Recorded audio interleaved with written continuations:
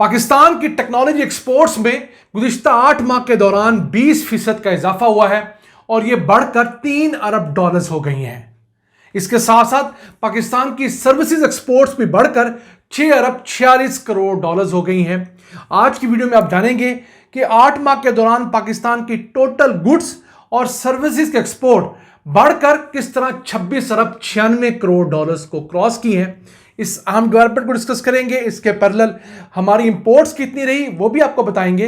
आज की दूसरी खबर, पंजाब हुकूमत ने 150 मेगावाट के एक और सोलर पावर प्लांट लगाने पर गौर शुरू किया है और ये भी बहावलपुर के अंदर कायद आजम सोलर पार्क के अंदर लगेगा और इसके लगाने का मकसद है इससे जनरेट होने वाली सस्ती बिजली लाहौर में वासा को और इन लाइन ट्रेन को मुहैया की जाए, क्योंकि इन दोनों इदारों का बिजली का बिल बहुत ज़्यादा है।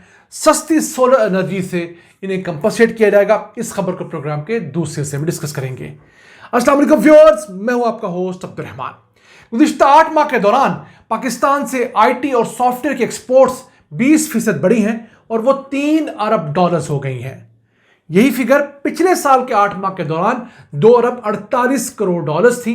समझ लीजिए हमने $500 मिलियन का इंक्रीज किया है इस साल के अंदर। फरवरी का जिक्र करें तो हम लोगों ने 365 मिलियन डॉलर्स की आईटी सर्विसेज जो है एक्सपोर्ट की हैं। अब हर महीने औसतन हम लोग 375 मिलियन डॉलर्स की आईटी की सर्विसेज एक्सपोर्ट कर रहे हैं। इस साल हमारा टारगेट तो 5 बिलियन डॉलर्स था, लेकिन जंग लगने के सबब अब हम वो टारगेट अचीव नहीं कर पाएंगे। हमें लगता है कि हमको 4 से 4.5 बिलियन डॉलर्स के दरमियान रहेंगे, क्योंकि हमारी एक बहुत बड़ी नई मार्केट थी गल्फ की रियासतें, वो जंग में है। फिर यूएसए हमारी बड़ी मार्केट थी, वो खुद जंग के अंदर है। अब देखना यह है कि इस जंग के इंपैक्ट्स पाकिस्तानी मईशत पर कहां कहां आते हैं। आईटी के साथ साथ पाकिस्तान दीगर जो सर्विसेज एक्सपोर्ट करता है उन्हें भी शामिल कर ले तो हमारी टोटल एक्सपोर्ट्स जो है सर्विसेज की मद में वो 6 अरब 46 करोड़ डॉलर्स हुई हैं।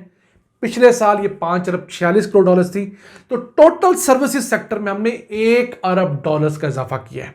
यहां एक गुड न्यूज है सर्विसेज सेक्टर में, लेकिन इसके पैरेलल अगर हम गुड्स का सेक्टर देखें तो वहां पर अच्छी खबर नहीं है। गुड्स के सेक्टर में हम लोगों ने 8 माह में सिर्फ 20 अरब 50 करोड़ डॉलर्स की चीजें एक्सपोर्ट की, जो कि पिछले साल से 7% कम है। अब दोनों को अगर हम क्लब करते हैं, हमारी ये एक्सपोर्ट्स गुड्स की और सर्विसेज की, तो हमारी टोटल एक्सपोर्ट्स जो है वो रही 26 अरब 92 करोड़ डॉलर्स 8 माह के दौरान। अब इंपोर्ट्स का जिक्र कर लेते हैं। हमने जो गुड्स की इंपोर्ट्स की इन्हीं 8 माह में वो 45 अरब 50 करोड़ डॉलर्स थी। हमारी इंपोर्ट्स 8% बढ़ी हैं, गुड्स की एक्सपोर्ट 7% कम हुई हैं। 3.5 अरब डॉलर्स की हमारी इंपोर्ट्स बढ़ी हैं, गुड्स की तकरीबन 1.5 अरब डॉलर की हमारी एक्सपोर्ट्स कम हुई हैं। फिर यही नहीं, हम लोगों ने इन्हीं 8 माह में जो सर्विसेज इंपोर्ट की दुनिया भर से वो 8 अरब 60 करोड़ डॉलर्स की थी। यानी हमने गुड्स के मैदान में भी खसारा किया, हमने सर्विसेज के मैदान में भी तकरीबन 2 अरब डॉलर्स का खसारा किया। हमारी टोटल इंपोर्ट्स कितनी हुई? 54 अरब डॉलर्स। तो हमारा टोटल खसारा कितना हुआ? 27 अरब 18 करोड़ डॉलर्स। तो हमारे नाज़रीन इससे अंदाजा लगाएं कि हम जो अक्सर खबरें शेयर करते हैं कि यहां डेवलपमेंट होगी वहां डेवलपमेंट होगी, तो ये जो खसारे हैं उन तमाम छोटी छोटी अच्छी खबरों को बर्बाद कर देते हैं। अब इस दौरान हमें रेमिटेंसीज भी आई। 8 माह में ओवरसीज पाकिस्तानियों ने 26 अरब 50 करोड़ डॉलर्स भिजवाए। वो रेमिटेंसीज आने के बावजूद हमारा जो खसारा है तजारती वो 680 मिलियन डॉलर्स है। इसके ऊपर जो हमने कर्जे देने हैं, सूद की रकम देनी है, बैरून मुल्क जो मुख्तलिफ पेमेंट्स करनी होती है, हमारे जो फॉरेन मिशंस हैं, हमारी जो एम्बेसीज चल रही हैं, उनमें जो अमला काम कर रहा है, उनकी जो तमाम बिजली के बिल हैं वो अखराजात यहाँ से जाती हैं। तो इस तरह अल्टीमेटली हम खसारे में जाते हैं और पाकिस्तानी मईशत किसी सूरत कदमों पे खड़ी नहीं हो पा रही। आइए चलते हैं आज की दूसरी अहम खबर की तरफ।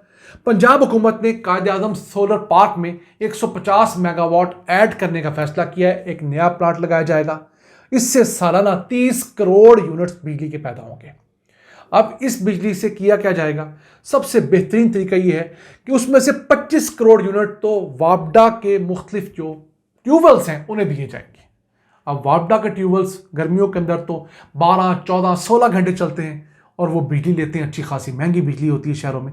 तो अब व्हीलिंग का जो एक प्रपोजल आया है कि आपने कहीं से बिजली लेनी है, किसी प्लांट से लें, तो आप सिर्फ रास्ते में तारों के जरिए बिजली की तरसील की कीमत दे दें अपनी कंपनी को, जिसे व्हीलिंग चार्जेस कहते हैं।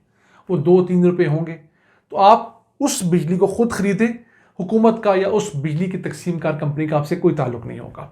तो अच्छा है, क्योंकि सोलर से बिजली जो बनेगी वो तकरीबन 11 रुपये यूनिट बनेगी। तो इस टाइम की जो इदारे हैं 25, 28, 30 रुपये यूनिट बिजली लेने पर मजबूर है अगर ये इंडस्ट्रियल रेट पर भी लेते हैं।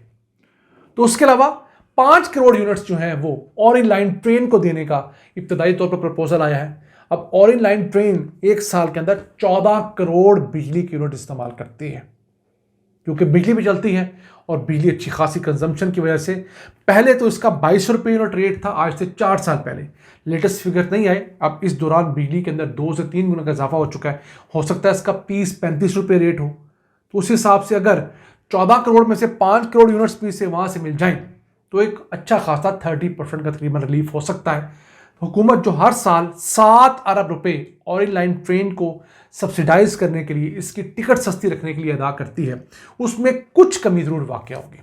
तो देखिए, ऐसे स्टेप्स बहुत पहले ले जानी चाहिए थी।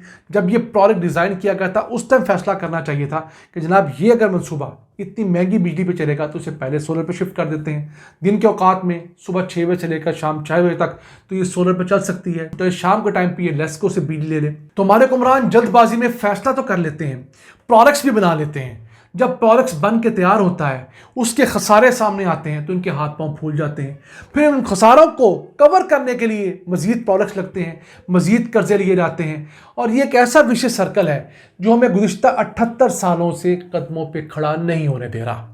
हम ना मेट्रो ट्रेन के खिलाफ हैं, ना हम मेट्रो बस के खिलाफ हैं।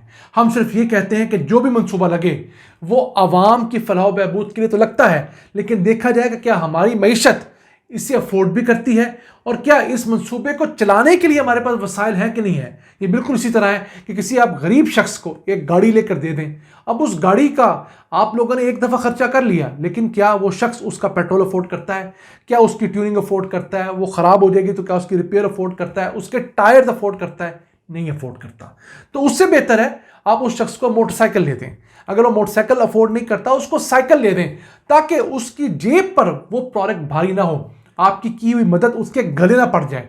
अब उसके घर में गाड़ी खड़ी करने की जगह नहीं होगी तो पार्किंग स्टैंड पे खड़ी करेगा, तो उसका कॉस्ट भी उसको बियर करना पड़ेगा। तो ये वो तमाम वजूहात हैं जो बदकिस्मती से ना हमारी ब्यूरोक्रेसी आज तक सीख सकी, ना हमारे हुक्मरान सीख सके, ना हमारी इस्टेब्लिशमेंट सीख सकी, और इन्हीं वजूहात की वजह से पाकिस्तान एक खुद कफील मुल्क बनने में नाकाम है। नाज़रीन, था आज का एपिसोड। हमें उम्मीद आपको पसंद आया होगा। अपनी सजेशंस, अपनी आरा से हमें आगाह रखा करें। अपने मेज़बान अब्दुर्रहमान को इजाज़त दीजिए। अल्लाह के बाद।